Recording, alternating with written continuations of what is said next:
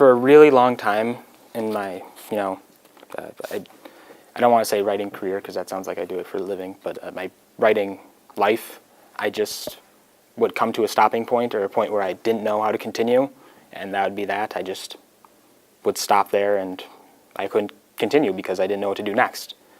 But then one of my teachers, I was conferencing with them, and they were like, if you reach one of those points, you can't just stop, you have to just move on, because if you don't move on, it's not worth anything. So it took time, but eventually I kind of learned the process of, on your first draft, it's okay just to skip things and move around and have it not be perfect.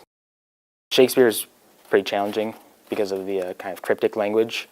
So when I'm trying to emulate that in my writing, I usually have to, I don't want to just straight up copy what he's, his lines, but I try to actively read the plays. I try to take note of certain phrases or spots where I can kind of annotate and see where I can use some of his devices and some of his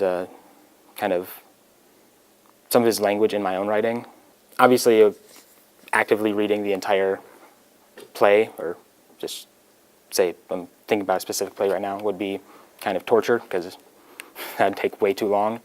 So when I'm reading it, I try to find specific areas where maybe there's like a long soliloquy or like a part that I really like, and then I kind of just dog-ear the page and underline specific parts I think I can integrate into my own work, or write a little note in the margin saying, this is cool how he did this, I want to do something like this in my own writing. Instead of just reading for pleasure or just for the plot, it's a lot about noticing the different things he does with his language. A typical writing process is I start in pencil, and I usually do my first revision in pencil. At some point I do transfer it to typing at a computer. If I'm doing a first draft and I'm writing it on a computer, I tend to get distracted. There's so many things I can do online, and say I come to a spot where I don't really know what to do, and then it's just so tempting to, oh well, I'll just come back in 15 minutes, I'll go browse Reddit for a little bit or something like that. So I find it a lot better to do early work when you're kind of trying to just force ideas onto the page, and I just like the feeling of writing versus typing, so it makes it feel a little bit more genuine or something. Feedback has been always a very hard part of the whole writing process for me, just because I've always been super insecure about my own writing. I don't want people to not like it or say it's bad or tell me I'm not a good writer, so a lot of times I'll write something and I'll just keep it to myself, and I won't share it with anyone. But obviously if you want your writing to become truly good, you have to have other people's input on it, so that's been something I've been trying to overcome the past few years. My English teachers the past few years have been super helpful in critiquing my work and offering me good feedback, especially because I know that they know what they're talking about and I can get sound advice from them. I'm still trying to work on getting comfortable with peer revising, because that's also important, getting feedback from someone who just is doing the same thing you're doing and can have some different insight. Hardest thing about writing. I would say that it comes down to two different things. I would say one of the hardest things about writing is just the original, after you come up with the idea, just getting it down on paper, because so often at a time I'll have this great idea in my head and I'll start writing, I'll get a few sentences down, and then I'll just be like, I don't have anything else. And then I'll just leave it there. Being able to just chug through that and write something even though you know it's garbage, that's always been a hard part in the process, is just getting the basic structure down and not liking it. So then you can be fine and you'll say, I'll come back and revise it later.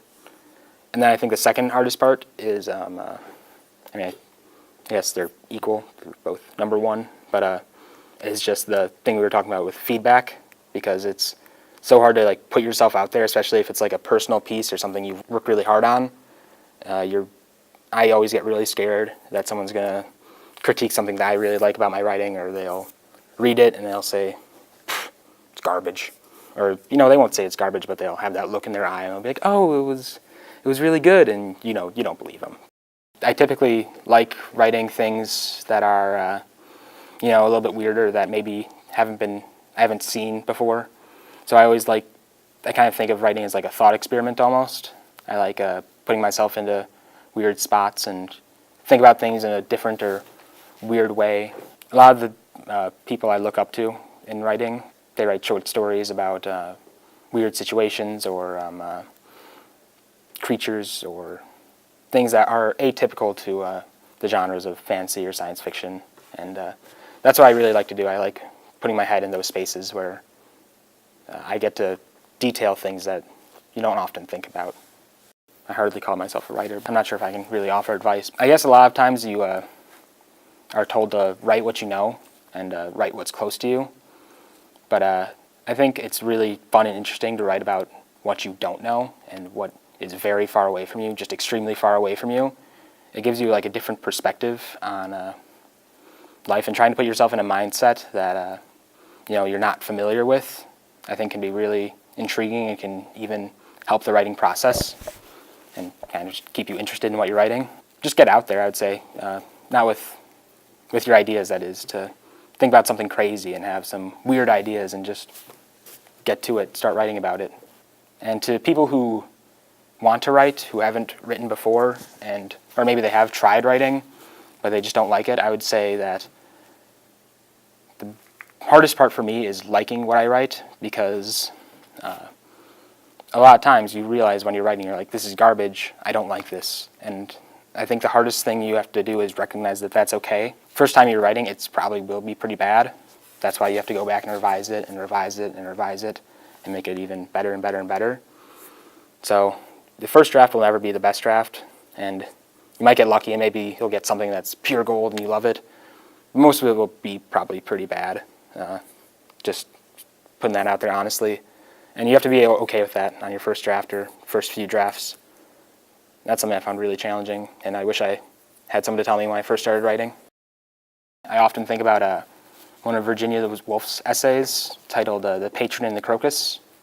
And the essay is about the idea of writing and how you have to find a balance between the crocus, like your own ideas and your own writing style, and the patron, writing for people and writing for what your audience wants. And she argues in the essay that you know, you can't just write for the patron and you can't just write for the crocus. Like, you can't just write for yourself and not share with anyone, and you can't just write for other people and not have any of your own personal style in it.